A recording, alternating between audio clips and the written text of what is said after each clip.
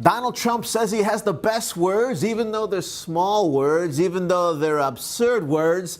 So let's have a word about Donald's words, because Lit Trump has led to Trump Lit.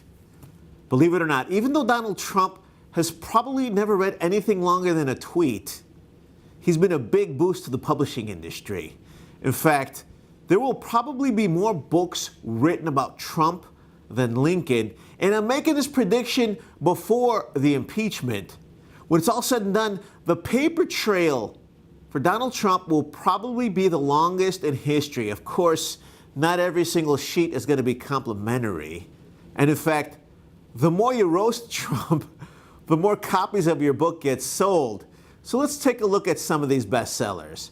Let's start with Fire and Fury by Michael Wolff. It was a runaway bestseller, and you knew it was going to be hot because Donald Trump tried to suppress it, which only leads to more sales. This book was so hot, it got people on Team Trump fired. How hot was the book? It was Taylor Swift hot. Let me give you an example. In the first 3 weeks that the book was out, Fire and Fury sold 1.7 million copies. In comparison, Taylor Swift's album Reputation came out around the same time. It sold fewer copies. It sold only 1.5 million copies. Can you imagine a pop star getting outsold by a book nerd? That's how big this book was. And it gets better. Donald Trump has actually started his own category of nonfiction. I'm breaking the news right here. I'm calling it contemporaneous memoir. Here's your word of the day. Merriam-Webster Dictionary defines contemporaneous, pronounce it correctly please, as happening in the moment. Allow me to use it in a sentence.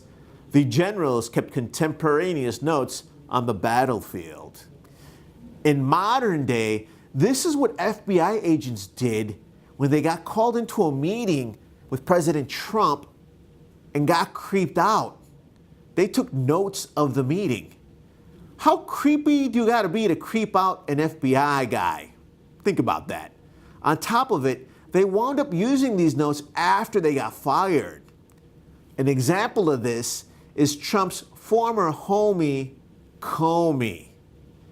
Of course, you won't read all the notes. The first editor is the new head of the FBI, Mueller.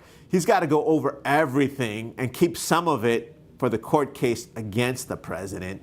But don't worry, there's plenty of juicy stuff left, and you can read it all in James Comey's new book, A Higher Leadership, Lies, Truth, and Leadership.